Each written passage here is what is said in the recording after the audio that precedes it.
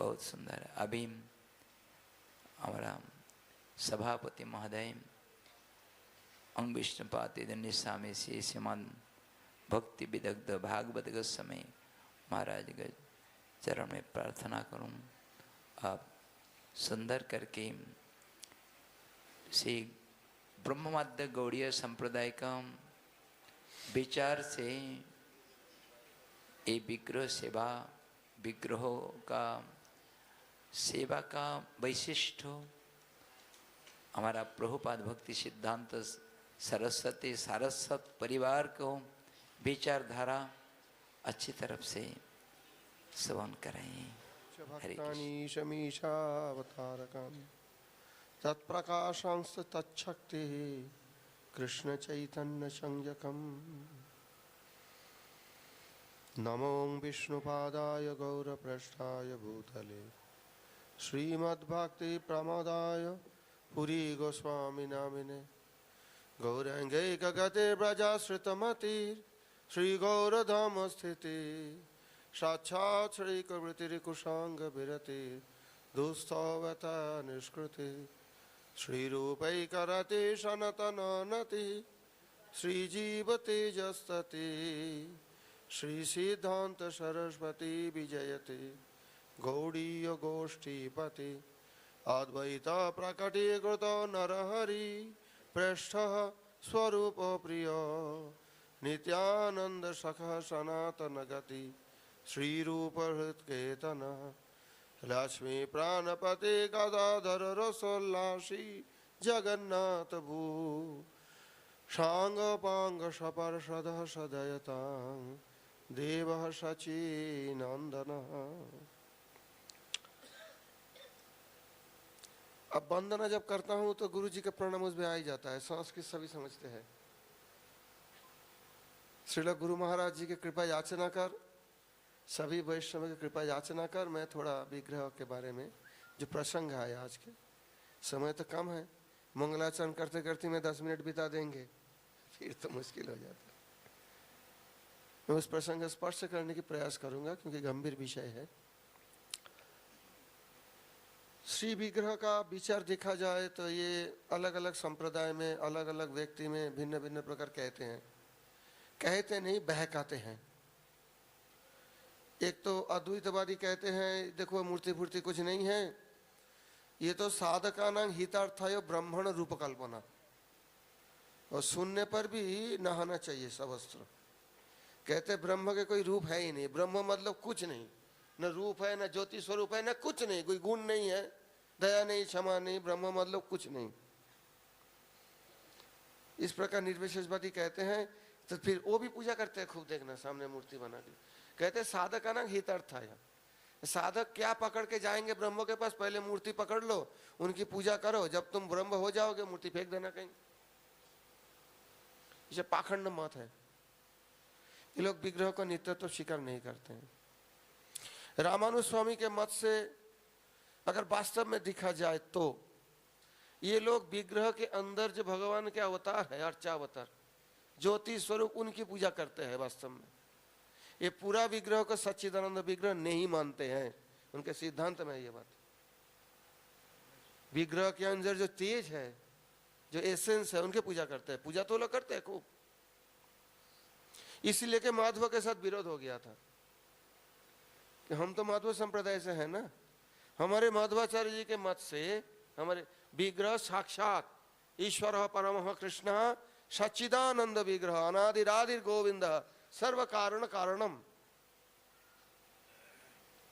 और श्रील माधवाचार्य खंडन भी किए हैं इनको, जो विचार को। और सिर्फ खंडन से नहीं होता। देखिए अब तो सुन रहे थे ना, सब पूर्व वक्ता बोल रहे थे जो कैसे कैसे ठाकुर जी ने अपने लीला प्रकाश किए हैं। जो साक्षात होते हैं उन पे तर्क नहीं उठता है। जो साक्षात दिखा जाता है उसमें कौन तर्क करेंगे। जो सालग्राम जी साक्षात राधा रमन रूप में प्रकट हो गया, तर्क की क्या अवकाश है। मेरे तो परेशानी हो गया, अपने जहां मंदिर में सेवा करता हूं वहां तो कोई सेवा ही नहीं करना चाहते। मायापुर से आए थे, पूजा करके कुछ दिन बाद भाग गए और जाके पूरा मायापुर में कह दिया ठाकुर बहुत खतरनाक ठाकुर है, और वहां पे भागवत महाराज कर सकते हैं, हम लोग सेवा नहीं कर सकते, बहुत खतरनाक है। थोड़ा इधर उधर हो तुम्हारे सत्यानाश कर देंगे। मैंने बोला फिर कैसे ठाकुर चाहते हो? नहीं, चुपचाप ठाकुर बैठे रहे, खिलाओ नहीं खिलाओ कुछ नहीं बोले। ऐसे ठाकुर तो हमें चाहिए। ये तो उल्टा सीधा बोलता है, चांटा भी लगा देता है, न जाने क्या क्या उनसे किया ठाकुर जी श्याम सुंदर, मुझे तो पता नहीं। और पूरा मायापुर में सारे वो रटा दिए हैं। बहुत ने डर गए, बोला महाराज आपके मंदिर में हम नहीं जा सकते सेवा करने के लिए, और ठाकुर जी बहुत खतरनाक है। अब क्या बोले, ये तो अपनी बात है। मैं तो डरता नहीं हूं, क्यों कि एक स्तोत्र है हमारे, प्रार्थना है, जब भूमि में कोई गिर जाते हैं तो कहाँ गिरेंगे? जमीन पर ही गिरेंगे ना। भूमो शलित पादानां भूमे रेबावलंबनम त्वयि जाता अपराधानां त्वमेव शरणं प्रभु। अगर कोई अपराध भी हो गया तो प्रभु आप ही शरण हो, और नहीं हुआ तो आप ही शरण हो। जमीन पे गिर गया, जमीन से फिसल के, तो शरण कौन देंगे? जमीन पर ही तो गिरेंगे ना। और मैं क्या, हालांकि जानबूझ के तो अपराध नहीं करना चाहिए। तो माधव संप्रदाय के विचार से वो विचार महाप्रभु ने लिया है, श्री विग्रह नित्यत्व। इतना तक है, जयपुर में जो झगड़ा हुआ, आप लोग को पता है कि पता नहीं, जो रामानुज संप्रदाय के लोग वितर्क उठाए थे कि नारायण की पहले पूजा होना चाहिए, नारायण अनादि है, कृष्ण सादी है। अर्थात जब से कृष्ण अवतार हुए, नारायण कृष्ण रूप से आए, लीला करके नारायण रूप से चले गए। अतः नारायण की पूजा मुख्य होना चाहिए, बाद में कृष्ण पूजा। माधवाचार्य संप्रदाय में ये नहीं है। वो लोग एक युक्ति उठाए थे, अगर आप माधव संप्रदाय के बोलोगे राधा जी की पूजा तो उनमें है नहीं, सिर्फ कृष्ण का पूजा है। क्योंकि माधव का जो पूजा है वात्सल्य भाव उस प्राप्त से प्रयोग करते हैं, क्योंकि भीम के अवतार है। अब भीम जो बड़े भाई है, उसके सामने कृष्ण अपने गर्लफ्रेंड को लेके ऐसी गले लगा के खड़े हो गए, रसाबस हो जाएगा ना। बड़े भाई के सामने कोई ऐसा नहीं करते हैं क्या? अरे बड़े भाई के आ जाए तो पहले जमाने में पता नहीं इधर की क्या रिवाज है, वो जो छोटे भाई के धर्मपत्नी है ना, इतना सा घूंघट लगा देती। तो इसलिए माधवाचार्य जी के संप्रदाय में राधा जी की उतना महत्व नहीं दिया गया। वो तो गोपाल रूप से पूजा करते हैं, वात्सल्य भाव से। माधव संप्रदाय के जो आचार्य जो होता है वो भी वात्सल्य भाव से करता है। हम तो जब बिना पाड़ के पहनते हैं ना, इतना चौड़ा पाड़ के साड़ी जैसा पहन के पूजा करते हैं वो लोग, लेकिन सखी बेकी नहीं है। देखा उनकी पद्धति जो है, सखी बेकी जो भाव से नहीं, लेकिन भाव से हुआ है वात्सल्य भाव से। जो आरती करते सोने की थाली में, गुरु महाराज जी की कृपा से उन लोगों का कुछ पूजा पद्धति देखने की मेरा अवकाश मिला था। और फलस्वरूप क्या हुआ मैं बताता हूँ। दो वैष्णव संप्रदाय की बात है, बाकी निम्बादित्य विष्णु स्वामी तो विग्रह को साक्षात मानते हैं। तो अनादि और शादी का विचार तो बलदेव विद्याभूषण जी ने वहां जाके खंडन किए हैं।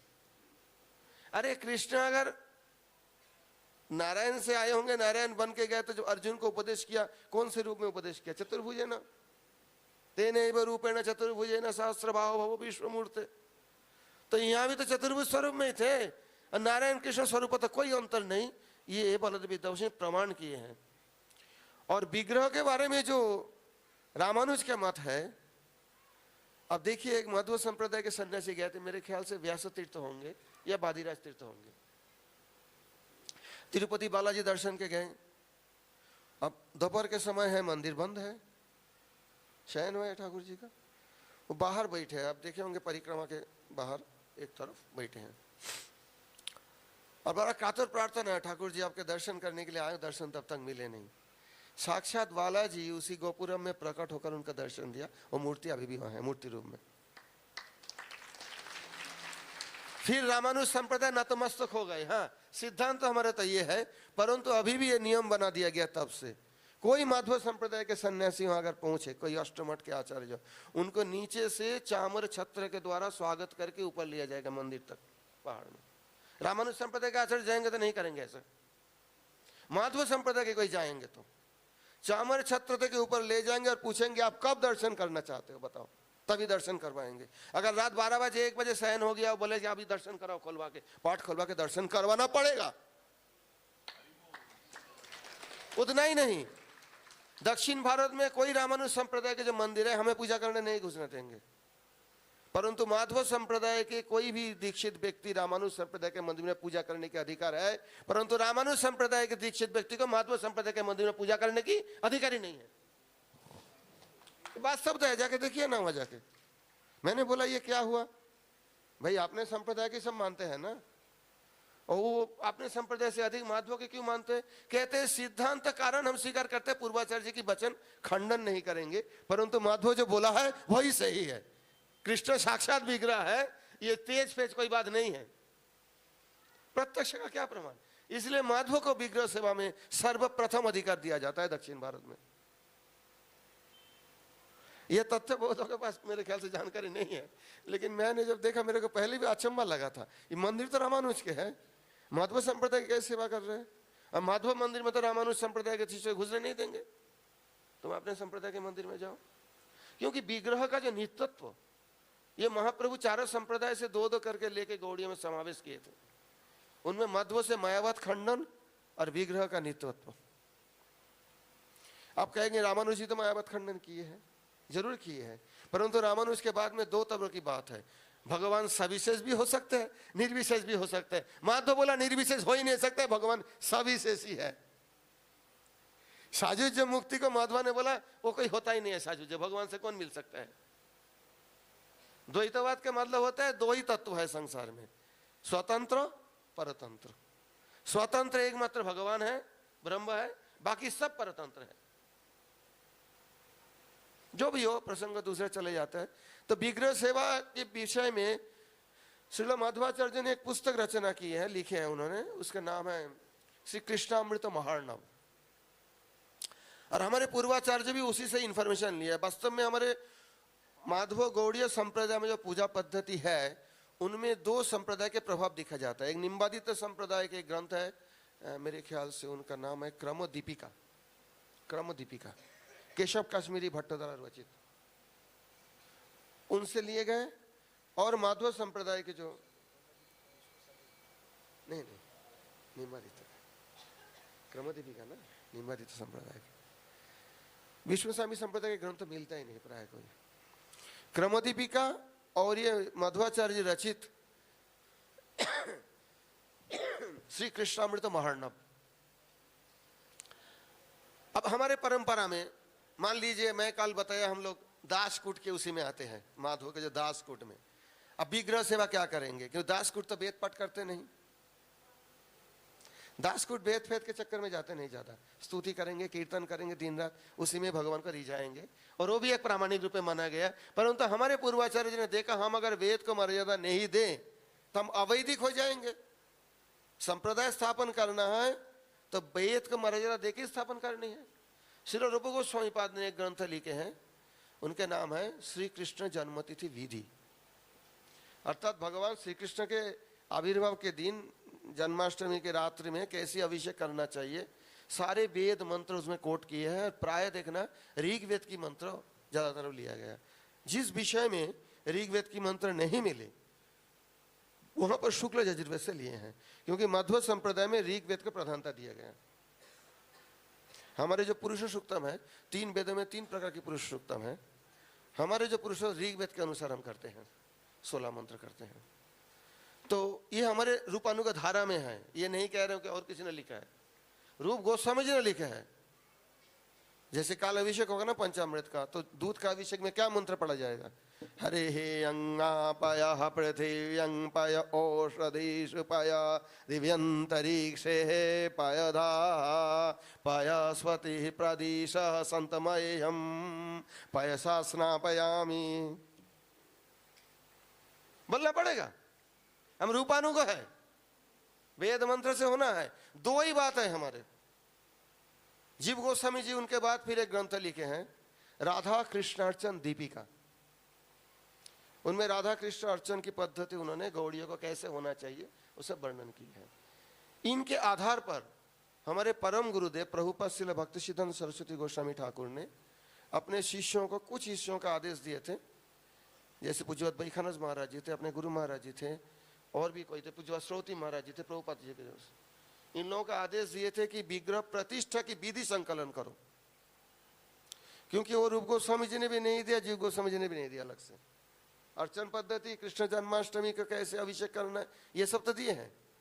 तो इन ग्रंथों के आधार पर हमारे गुरु वर्गों ने प्रभुपाद जी के आदेश से एक पद्धति रचना की है।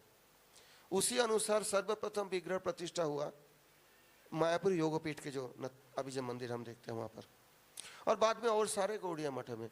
तो गुरु महाराज जी का सेवक सूत्र से मेरे को ये अवकाश मिला था, बहुत जगह में महाराज जी जानते हैं, इनसे पहले मिला था मैं जब इनके मठ में जो है पुरी में गुरु महाराज जी विग्रह प्रतिष्ठा है, मंदिर प्रतिष्ठा है, उसी में गए थे, मैं उनका सेवक रूप से गया था। तो गुरु महाराज जी के साथ रहे कि ये सब पद्धति कुछ देखने का या विचार करने की अवकाश मुझे सौभाग्य प्राप्त हुआ था। अब बात यह है, विग्रह तो प्रकट करेंगे, विग्रह साक्षात है, बात क्यों नहीं करते? जब साक्षात है किसी से बात करते, किसी से नहीं करते, ये क्या बात है? तो गुरु महाराज जी जो हस्तलिखित उनके जो वो था पांडुलिपि था मंत्र के, उसमें एक पायार चैतन्य भागवत से कोट किए थे, जार नामे सकल विग्रह वैश्य प्राण सही प्रभु श्री कृष्ण चैतन्य चंद्र नाम।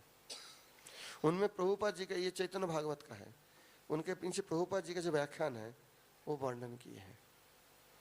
गौड़ीय संप्रदाय के अनुसार ब्रह्मो माध्व गौड़ीय सारस्वत परंपरा में वेद मंत्र तो अवश्य ही है, बोलना चाहिए, और हरिनाम शुद्ध रूप से करना चाहिए, तभी विग्रह प्रतिष्ठा के अधिकारी होते हैं। भगवान नाम में सारे मूर्ति में प्राण प्रतिष्ठा होती है। ये प्रभुपाद जी का व्याख्यान आप लोग देख लेना, पूरा तो मेरे भी याद नहीं है, स्मृति शक्ति कम हो गया बहुत। और एक बात कहता हूं, इनमें हमारे विग्रह का जो धारणा और हमारे विग्रह का जो अभिषेक महाअभिषेक सारे पद्धति ये माध्व संप्रदाय से लिया गया है और उसी अनुसार ही हम करते हैं। मैंने देखा हूं कैसे वो लोग विग्रह का, हम तो एक दिन करेंगे ना साल में, पंचामृत से, नारियल के पानी से, फलोदक हरि यंग या फले निरेया अफल अपुष्पायाश्च पुष्पिणी बृहस्पति प्रसूतास्तानो मुंचन्त्यंहस फलोदकेन स्नापयामि। वो रोज करते हैं, 1-1.5 घंटा लगता है। जो मूल कृष्ण मठ है वहाँ ठाकुर जी का अभिषेक करने में वो बहुत एक्सपर्ट होता है, उनके साथ कुछ असिस्टेंट रहता है, जो आचार्य जो होता है सन्यासी, उनके हाथ में ऐसा नारियल फेंक देता है, तुरंत पकड़ लेके ठाकुर जी का अभिषेक करके फेंक देते हैं।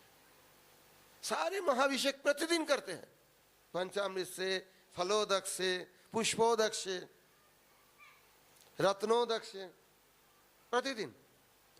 उसके बाद श्रृंगार करेंगे, किसी दिन पार्थसारथी, किसी दिन लड्डू गोपाल, उसी ठाकुर को ऐसी करके कपड़े से सजा देंगे, लगेगा कि पार्थसारथी है।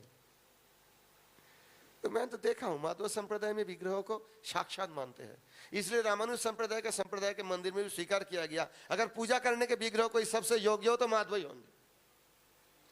और जो माधव गौड़ीय धारा में हमारे जो रूप गोस्वामी रूपानुग धारा में, इनमें फिर और एक बात जोड़ दिया है, जब तक आप शुद्ध हरिनाम नहीं कर सकते हो आपका विग्रह प्रतिष्ठा होगा ही नहीं। जार नामे सकल मूर्ति ते वैश्य प्राण। अच्छा, प्रतिमा शब्द की प्रयोग हम ज्यादा करते नहीं है, क्यों? न तस्य प्रतिमास्ति, एक मुसलमान ने बीच में हल्ला उठा दिया था, जो तुम्हारे वेद में ये बात है, बात तो है, लेकिन तात्पर्य क्या है? प्रतिमा होता है इक्वल, अंग्रेजी में जो कहा जाता है, भगवान के इक्वल कोई है ही नहीं, भगवान के बराबर कोई है क्या? नहीं है। प्रतिमा होता है, प्रतिमा शब्द जो है वो इक्वालिटी की, जैसे प्रतिमा, गुरु प्रतिमा, गुरु जैसा, गुरु के बराबर। तो ये प्रतिमा नास्ति तस्य प्रतिमा नास्ति, ये शब्द की व्याख्या नहीं है कि विग्रह नहीं है, भगवान के बराबर कोई है नहीं, इसलिए इसे व्याकरण में कान नहीं देना। अरे वास्तव हम तो कहते हैं भगवान के बराबर कौन है? उनके बराबर भी कोई नहीं, उनसे ऊपर भी कोई नहीं है। न तस्य प्रतिमा अस्ति, इसलिए ज्यादातर हम प्रतिमा शब्द का प्रयोग नहीं करते हैं। विष्णु महाराज जी जैसे बोले हैं विग्रह, विशेष रूप से जो ग्रहण करते हैं, परंतु ठाकुर जी का भी परेशानी है, पुजारी भग जाता है, पकड़ा नहीं बनाया तो ठाकुर जी ने नाराज होकर आकर दिखा दिया, पुजारी बोला ऐसे ठाकुर पूजा नहीं करेंगे। भाई रोज रोज पकौड़ा भी देना है भोग और दाल भी देना है, वो ठाकुर हमें चाहिए जो बिल्कुल कुछ बोले नहीं, सिर्फ चावल और सब्जी बना के दिया, खा के शांति से रहेंगे। ऐसे भी हम लोग के पुजारी होते हैं, तो उसमें ठाकुर जी क्या बोलेंगे बताओ? और पूरा शहर तो डरते हैं। मैं वास्तवता बताता हूँ, जाके देखेंगे, किसी से पूछेंगे, बोलेंगे वो ठाकुर भी कृष्ण मंदिर के डेंजरस है, और वो जो महाराज है वहाँ के वो और ज्यादा डेंजरस है। मैंने बोला भाई किसका क्या नुकसान किया? बोला नहीं, आप जो बोल देंगे ठाकुर जी वही कर देंगे, किसी का सत्यानाश भी कर देंगे चाहे तो, और किसी को माला माल भी कर देंगे। अच्छा लो, कम से कम भय से तो भक्ति करते हैं। ये तो सुना है आपने, आंखों से कान से सुना हो। वो लाइनमैन आया है, इलेक्ट्रिकल लाइन वो ऑफ करने के लिए, वो लाइन में काम कर, मुझे देख लिया, ऐसा हो गया, और साथ में जो है बोला इधी गारू, इधी आई गारू डेंजरस। बोला, मैंने बोला क्या बात है, पूरे शहर में मुझे डेंजरस कहते हैं, मैं तो किसी से कोई ऐसे नहीं करता हूँ, भरता हूँ ऐसे बात। फिर बाद में पता लगा वो सारे शहर जान गया कि आई गारू जो बोल देंगे ठाकुर जी को। मैंने बोला वो ठाकुर जी वही करेंगे, ठाकुर तो पहले से है। मैंने तो वहाँ 2006 में प्रतिष्ठा करने में गया था, आचार्य महाराज जी आप जानते होंगे मंदिर प्रतिष्ठा किए थे, और 6 साल के बाद वो झगड़ा फगड़ा होकर बहुत कुछ बात हुआ, चले गए छोड़ छाड़ के। तो 2012 में मैं गया, तो लोग बोलते हैं ठाकुर जी तो पहले भी थे, पहले तो ये सब करते नहीं थे, किसी का सत्यानाश। जब से महाराज आए तब से ठाकुर जी ऐसा कर रहे हैं। ये वास्तवता है, मैं तो देखा हूं आंखों से, प्रत्यक्ष की प्रमाण की क्या आवश्यकता है। वो किडनी फेल हो गए, डायलिसिस चल रहे रोज, एक दिन बाद डॉक्टर बोला कोई उपाय नहीं है। तो वो किसी ने बोला मंदिर का प्रसाद थोड़ा थोड़ा दिया करो, कृष्ण मंदिर का। तो 15 दिन 20 दिन में फिर किडनी काम करने लगे। डॉक्टर बोला है तो हमारे पता ही नहीं क्या होता है, और फिर अभी काम कर रहे हैं अपने, बिल्कुल स्वस्थ हो गए। बहुत घटना, एक नहीं। परंतु गुरु महाराज जी एक बात बताए थे, उसी को हम अनुसरण करने के प्रयास करते हैं। भगवान की सेवा में मर्यादा, पवित्रता बहुत जरूरी है, बहुत जरूरी है। रसोई घर और मंदिर में समान विचार रखना है। हम तो ऐसे वस्त्र में रसोई में भी नहीं घुसेंगे कभी, जिस बाहर में बैठा हूं कुछ नहीं। वो आदत हमारा मठ से ही है, गोपीनाथ गौड़िया मंडल पूजा कर तब से ही आदत है। हम तो एकदम धुले हुए वस्त्र अलग से रखा रहेगा, स्नान करके वो पहन के अलग आसन रहता है, जिस आसन में बैठ के संध्या वंदन करते हैं, एक मात्र पवित्र वस्त्र में उसी आसन में बैठेंगे, तिलक करके मंत्र जप करके तब जाके मंदिर खुलेंगे। कोई चीज स्पर्श भी नहीं करेंगे। जैसे कोई वस्तु देते हैं सेवा के लिए भी, वहीं रख दो, वहां से उठा लेंगे, डायरेक्ट उनसे स्पर्श करके नहीं लेंगे। ये बहुत जरूरी है। हर जगह में ठाकुर जी विराजमान है, जैसे बताए हरि व्यापक सर्वत्र समाना, यहाँ पर ठाकुर जी विराजमान है, लेकिन प्रेम से ये बात करेंगे, नहीं तो बात नहीं करेंगे, मौन मौन मुद्दा धारण करके रहेंगे, गुरु महाराज जी कहते थे। तो इस बारे में मेरे को एक बदनामी हो गया, भागवत महाराज छूची भाई, छूची भाई है, इधर उधर कुछ छो दिया है, फिर कपड़े फपड़े चेंज करके नहा के फिर आएंगे। यहाँ नहीं करता हूँ, यहाँ तो मैं बगैर समय में कहाँ जाता हूँ। विग्रह समय में रहेंगे तब तो मैं कॉम्प्रोमाइज नहीं कर सकता, बहुत जरूरी है। और विग्रह सेवा आचार्य के लिए कंपलसरी है। जो आचार्य विग्रह सेवा नहीं करते हैं वो गुरुवाष्टक के उसी पद के अधिकारी नहीं होते हैं। श्री विग्रह आराधन नित्य नाना श्रृंगार तन मंदिर मार्जनादो युक्त भक्तांश नियोजतोपि वंदे गुरा श्री चरणारविंदम। और इसका प्रमाण हमारे परम गुरुदेव जी स्वयं है। गुरु महाराज जी का मुख से सुना हूं, प्रभुपाद जी गिरिधारी को तुलसी अर्पण नहीं करके जल तक ग्रहण नहीं करते। उनके सेवक थे सज्जन प्रभु, ब्रह्मचारी, लेकिन सब उनका सज्जन महाराज कहते थे। प्रभुपाद के जो व्यक्तिगत सेवक, वो गिरिधारी लेके आते प्रभुपाद जी के सामने, और सेवक तुलसी और ये सब सामग्री लेके आते। प्रभुपाद जी अपने कमरे में वो गिरिधारी को तुलसी अर्पण करेंगे, अष्टम मंजरी अर्पण करेंगे, प्रणाम करेंगे, उसके बाद ही जल ग्रहण करते। प्रभुपाद आदर्श आचार्य का आचरण दिखाए। हमारे जितने आचार्य हो चुके हैं, विष्णु महाराज जी भी खूब अर्चन करते, मैं जानता हूँ। वृंदावन में भागवत करेंगे, सुबह से पहले अर्चन करेंगे, एकदम सुबह सुबह, क्योंकि सूर्योदय से पहले स्नान नहीं होता है। ये भी बात समझना चाहिए क्यों नहीं होता है, क्योंकि हमारे जो पद्धति है ये दोनों का कॉम्बिनेशन है। प्राचीन जो गोस्वामी मंदिरों में हम जो पूजा पद्धति देखते हैं और गौड़ीय मठ में जो पूजा पद्धति है, कुछ अंतर दिखा जाता है। उसका कारण यह है, जैसे राधा दामोदर मंदिर, राधा गोविंद मंदिर, राधा रमन मंदिर, इनमें पूजा पद्धति के साथ नित्य लीला की जोड़े गए हैं। अर्थात भगवान जैसे जैसे लीला करते हैं उसी अनुसार उनकी उस प्रकार की आरती भोग पूजा होती है। परंतु प्रभुपाद जी हमारे मठ में जो विधि भक्ति से चालू किए हैं, इनमें 5 बारी हम जो है ठाकुर जी का भोग लगाते हैं और 3 बार आरती करते हैं। परंतु दोनों का कॉम्बिनेशन हमारे में भी है। क्यों कि एक तरफ तो पुजारी भोग निवेदन करेंगे, विष्णु महाराज जी करते थे, और वो भी हम करेंगे कुछ विधि अनुसार, जैसे सूर्योदय से पहले और संप्रदाय में ठाकुर जी का स्नान कराएंगे ब्राह्मण मुहूर्त में, कराते हैं, ये अवैध नहीं है। परंतु गौड़ीय माधव गौड़ीय सरस्वत परिवार में अब रूपानुगा धारा में हो तो हमारे ठाकुर सूर्योदय से पहले नहाते ही नहीं है। कुंजभंग लीला हो जाएगा, उधर से आके छिप छिप के आ जाएंगे भगवान, नंद भवन में सो जाएंगे। जसोदा मैया को तो पता नहीं लगेगा लड़का कहाँ था रात भर। हाँ, सुबह है अंधेरा रहते रहते छिप के आ जाता। राधा जी भी चली जाती है वहाँ जावट में या बरसाने में, जब जहाँ रहती है। और जब सूर्य की पहले किरण पड़े, देखो गोविंद लीलामृत आदि ग्रंथों में जो वर्णन है, तब जाके यशोदा माँ अपने बच्चे को जागाएगी। जागो जागो जदुनंदन प्यारे ये गा रहे थे आज बढ़िया भैरव राग में। तो यशोदा मैया जगाएगी, कब जगाएगी? परंतु ठाकुर जी तो हमारे पहले जग गया, क्योंकि हम जानते हैं, यशोदा मैया नहीं जानते हैं वो ब्राह्मण मुहूर्त में क्या वृंदावन के कुंज में चल रहा था लीला, क्या लीला चल रही थी वो तो जानती नहीं है ना। हम रूपानुगत तो रूप दोष में धारा में जो है हम इसलिए ब्राह्मण मुहूर्त में आरती जरूर करते हैं, लेकिन स्नान कराने के लिए ठाकुर जी को हमें सूर्योदय की अपेक्षा करनी है, क्योंकि स्नान होता है नंद भवन में, कुंज में तो स्नान नहीं होते। नंद भवन में जब स्नान कराएंगे तो सूर्योदय जरूरी है, इसलिए हमारे संप्रदाय में सूर्योदय से पहले ठाकुर जी का स्नान नहीं होते। विष्णु महाराज जी पहले मंदिर फंदिर साफ करके एकदम पहुंच पाँच के रेडी करके रखते, ठीक सूर्योदय होती ठाकुर जी का अभिषेक स्नान करके फिर वो पाठ वो पूजा कराते वो जजमान को, सारे गुरु गो रंग गंधर्व देखा मैंने पहले, और फिर भागवत करना कठिन काम था। पूजा तो अवश्य करनी है। आचार्य जी पूजा करते हैं हर मंदिर में, आचार्य जी सेवा करते हैं। जो ब्रह्मचारी या सन्यासी उनके शिष्य या और कोई नियुक्त होते हैं वो आचार्य के प्रतिनिधि के रूप में पूजा करते हैं। इसलिए प्राय मंदिरों में आचार्य जी की फोटो रखने के नियम नहीं है, और प्रभुपाद ने मना भी किए हैं। इनमें कोई कोई दीनता मानते हैं। प्रभुपाद जी का पत्रावली में स्पष्ट रूप से है कि मृत्युर परे ओइगुलिर आवश्यकता হইতে পারে, জীবিত অবস্থায় গুরুর কোনো ফটো না রাখাই ভালো, এতে পৌত্তলিকতার आवाहन करा है। और ये नीति मैंने चैतन्य गौड़ी मठ में भी देखा,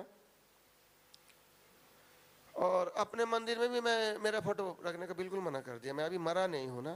पूज्यपाद तीर्थ महाराज जी के कोई शिष्य कोई ज्यादा गुरु भक्ति दिखाते तत्व तो नहीं जानते, कभी कभी उनको फोटो रख देते थे उनके प्रकट काल में। उन्होंने अगर आके प्रणाम करते, क्योंकि वो तो हर मठ में हर समय नहीं रहते, उनको विभिन्न जगह जाना पड़ता, तो अगर देख लेते पूज्यपाद भक्ति वल्लभ तीर्थ महाराज जी तो नाराज होकर बोलते আমি মরে গেছি নাকি, আমার फोटो রেখে দিয়েছো কেন এখানে, আমি কি মরে গেছি। ये प्रभुपाद जी के पत्रावली में है, मैं अपने वचन नहीं कहता हूं। जब तक पूज्यपाद माधव गोसाई महाराज जी थे तब तक सिर्फ प्रभुपाद के फोटो रखा जाता था वहां ठाकुर जी के नीचे, और उनके बाद उनके अप्रकट के बाद उनके फोटो और प्रभुपाद जी के फोटो दोनों रहते। अभी तो पूज्यपाद तीर्थ महाराज जी अप्रकट लीला किया अभी तो रखते हैं, क्योंकि ये तत्व समझना चाहिए। हम मूर्खता से अधिक गुरु भक्ति करके गुरु के ही जान से मार देंगे कि गुरु तो खत्म हो गया, मैं पूजा कर रहा हूं, ये ठीक नहीं है। पूजा तो गुरु जी कर रहे हैं, मैं तो उनके प्रतिनिधि के रूप से वहां बैठा हूं, बस हाथ में सामान दे देता हूं। और भोग रंधन में भी वही बात है। पद्यावली में देखिए, भोग रंधन जब करते हैं ठाकुर जी को निवेदन करने के लिए क्या श्लोक है, कहते हैं भगवान मैं राधा जी के आदेश से ये सारे रंधन किया हूं, आपको स्वीकार करना ही पड़ेगा, नहीं तो राधा जी नाराज हो जाएगी। इसी भाव से मंत्र बोलेंगे तो विष्णु महाराज भी करते हैं, षोडशोपचार षोडश पुरुषोत्तम मंत्र से करते हैं, मैं जानता हूं। मैं तो उतना नहीं करता हूं, उतना वैदिक नहीं हूं, मैं थोड़ा सहजिया हूं। तो विष्णु महाराज जी तो जैसे करते हैं, भोग निवेदन का मंत्र क्या है पुरुषोत्तम का, जानते नहीं हो आप लोग। हरे ही अन्याय आशिदंतरिक्षं शीर्षः दोहो समवर्ततः पद्व्यागुं भूमिर्दिशः श्रोत्रात् तथा लोकाउं यकल्पयन् नैवेद्यं समर्पयामि। वो तो अंदर होगा, बाहर क्या बोलेंगे, व्यालहलो दामोदर आईश एखन भोग मंदिरे बसी करहो भोजन। राधा रमन मंदिर में कहते हैं, राधा रमन प्यारे ब्यारू कीजे। तो दोनों ही हमारे संप्रदाय में है। ना हम वेद को अस्वीकार करते हैं, ना हम आचार्यों की भावों को अस्वीकार करते हैं। और विग्रह पूजा तो प्रति आचार्यों के लिए आवश्यक है, नहीं तो वो शिष्य तो झूठा कहते होंगे। श्री विग्रह आराधना नित्य नाना श्रृंगार मंदिर मार्जन आदो। मंदिर मार्जन से शुरू करके मंदिर पोछा लगाने शुरू करके श्रृंगार तक सारे सेवा गुरु जी करते हैं, और भक्तों को, अपने सेवकों को, अपने शिष्यों को नियुक्त भी करते हैं।